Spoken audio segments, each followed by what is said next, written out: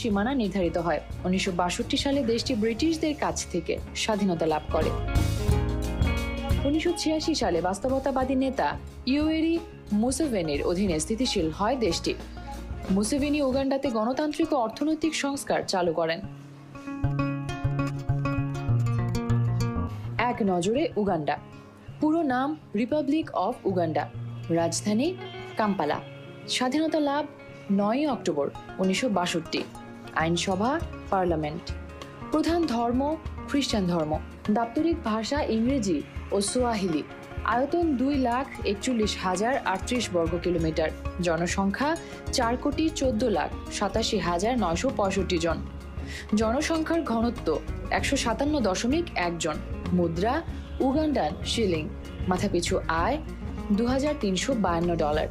জাতিসংঘে যোগদান 1962 সালে।